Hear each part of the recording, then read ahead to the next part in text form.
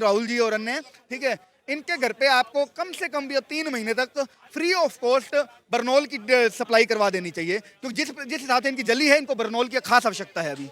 मेरा आपसे एक आखिरी सवाल ये है कि अभी वक्फ बिल को लेकर हमने कई मुस्लिम भाई बहनों से भी बात की, तो उनका ये कहना है कि आप देश में वक्फ बोर्ड के अलावा आप सनातन बोर्ड भी बनाओ अपना। हिंदुओं के लिए आप सनातन बोर्ड बनाओ, सिखों के लिए सिख बोर्ड बनाओ, हमें कोई दिक्कत नहीं है। लेकिन वक्फ बोर्ड हमारा धार्मिक केंद्र है, हमारी दान दी हुई इच्छा के अनुसार वो बनाया गया था, तो उसमें सरकार को हस्तक्षेप नहीं करना चाहिए। लेकिन वो कहीं ना कहीं अब सनातन बोर्ड का एक समर्थन करते हुए नजर आ रहे हैं। तो क्या लगता है कि कल को सनातन बोर्ड भी बनाया जाएगा देश में, या क्या रहने वाला है आगे स्थिति? देखिए, एक बात बताता हूँ, हमारे जितने भी धर्म गुरु हैं, वो काफ़ी लंबे समय से प्रयास कर रहे हैं सनातन बोर्ड के लिए।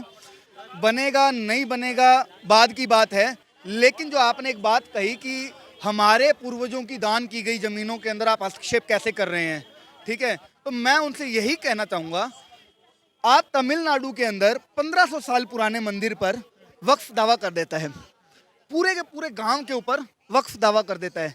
तो आपके ऐसे कौन से धन्य धनाढ़ पूर्वज थे जिन्होंने इतनी इतनी जमीनें दान कर दी? कौन से पिताजी से आप अपने लेकर आए?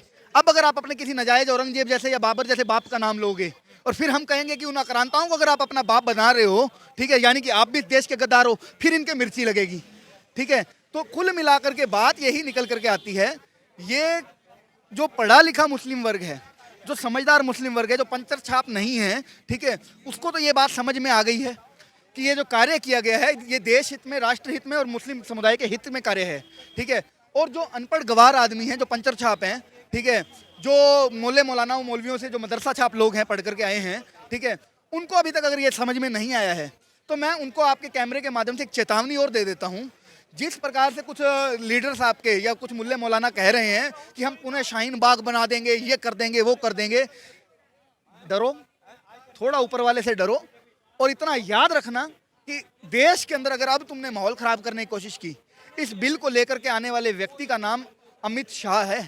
वो जब कोई बिल लेकर के आता है तो फुल प्रूफ प्लान के साथ में लेकर के आता है, और जब वो काम करता है, धारा 370 हटी थी श्रीमान, आपको याद होगा कुछ लीडर्स कहा करते थे कि खून की नदियां बह जाएंगी, कोई तिरंगा उठाने वाला नहीं मिलेगा, ये हो जाएगा, वो हो जाएगा। एक चिंटी नहीं मरी। क्या तरीके से ऑर्गेनाइज किया उसने सारा सिस्टम, ठीक है। जब राम मंदिर बनना था, ये ओवैसी जैसे लीडर जमीन ऊपर हो जाएगी, आसमान नीचे हो जाएगा, भगवान जाने क्या क्या बोलता था, एक पत्ता नहीं हिला और वो भव्य राम मंदिर बन करके तैयार है। अब अगर ऐसी कोई हरकत करने की कोशिश की, ये पत्थरबाजों से खास तौर पे बहुत लगते हैं अमित शाह जी, ऐसी कोई हरकत करने की कोशिश की तो उसका अंजाम सच में बहुत गलत होगा, बहुत बुरा होगा। इसलिए संभल कर कोई ऐसी हरकत करने के लिए मत सोचना, ये आपके हित में है। आप इसको पढ़ो, इसको समझो, अगर नहीं समझ में आए तो मेरे से आगे ट्यूशन ले लेना, मैं वक्फ बिल के ऊपर पूरी ट्यूशन दे दूंगा, तुमको समझा दूंगा। लेकिन हरकत करने से पहले 10 बार अपने परिवार के बारे में सोच लेना।